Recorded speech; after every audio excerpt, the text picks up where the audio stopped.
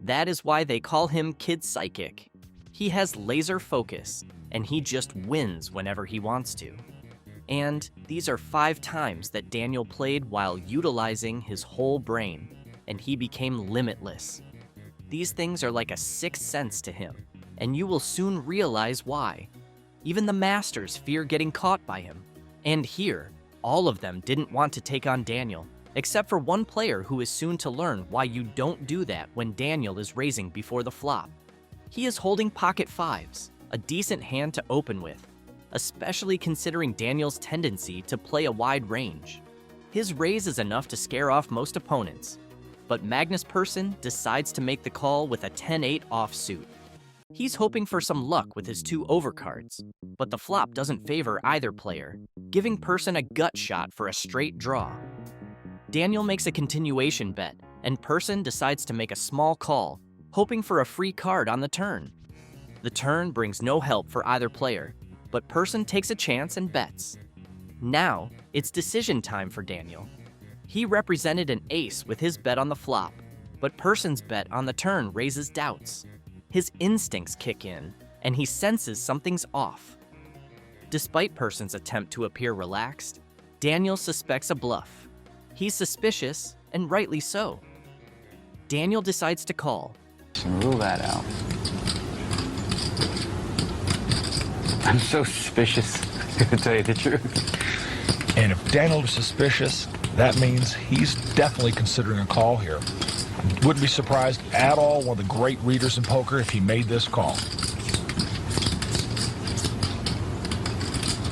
And he does. Correctly so. Yeah, same idea. He is unfazed by all your calls, and he just doesn't care because he knows your moves before you do. But to be honest, to say that these things are easy for him and that he is just a psychic, it feels wrong. He calculates his options, and then he does something we haven't figured out yet. The cards are dealt, and from the river comes a king, giving Vamplu a top pair. It's a good spot for Daniel, who decides to check and hope for a cheap showdown.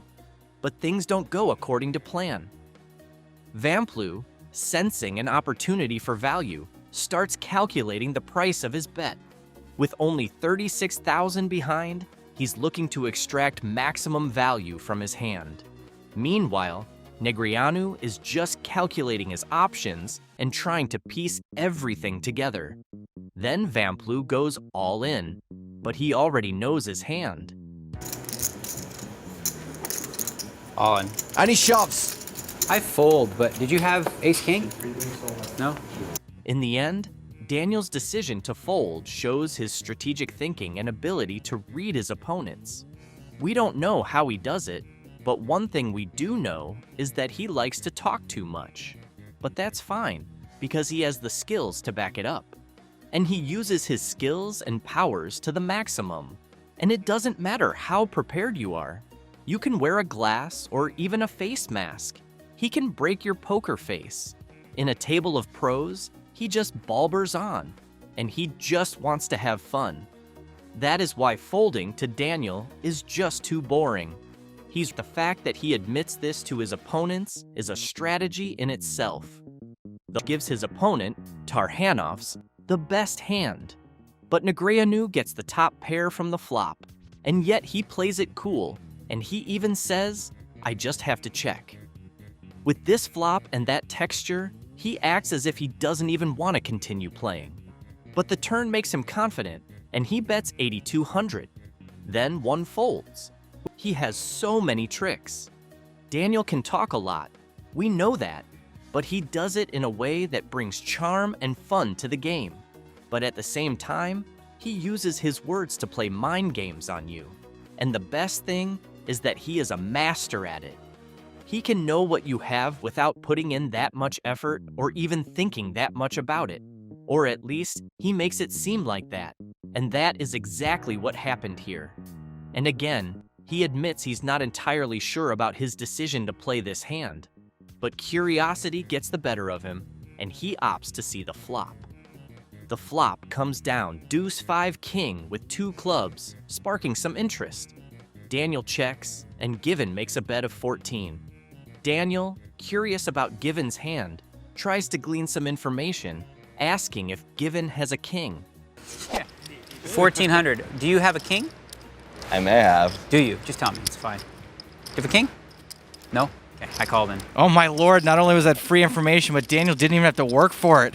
The turn reveals a 7 of spades, and Daniel checks again. And so does Given. And Daniel just acknowledges his opponent's honesty. He was not sure if he was lying, but the fact that he checked on the turn meant that Daniel got an honest answer. The river brings a 6, and Daniel, sensing an opportunity, decides to make a bet of 1,200. It's an unorthodox move, reminiscent of Phil Hellmuth's style. This guy just makes poker even more fun than it is. Well, that is, unless you are playing against him. He has the skills, and then he just talks to you until you give up. There is a reason why people fear playing against, and here, he plays against 3 pros and a taxi driver. But when you are playing against Daniel, it's like playing against an expert, a psychic, and a guy who just likes to gamble all at once. The stage is set with Mike Sexton holding a formidable hand, pocket kings. With confidence, he raises to 22,000, setting a high bar for the table. Daniel Negreanu, ever the calculated risk taker, decides to test the waters with his queen deuce, opting to make the call and see where the cards take him. As the flop unfolds, revealing a 5-7-6 rainbow, Sexton's kings remain unchallenged, solidifying his position in the hand. Daniel, though facing a daunting board, maintains his composure and checks, perhaps hoping to glean some information from Sexton's reaction. In a surprising turn, Sexton chooses to slow play his kings, opting to check behind instead of asserting dominance. This move leaves Daniel cautiously optimistic, sensing a potential opportunity brewing. When the turn delivers a deuce, Daniel finds a glimmer of hope as he pairs his card, suddenly feeling emboldened. With 30,000 chips on the line, Daniel decides to take a stab at the pot, hoping to assert some control over the hand and gauge Sexton's reaction. Sexton makes a calculated call, trying to keep Daniel guessing about the strength of his hand.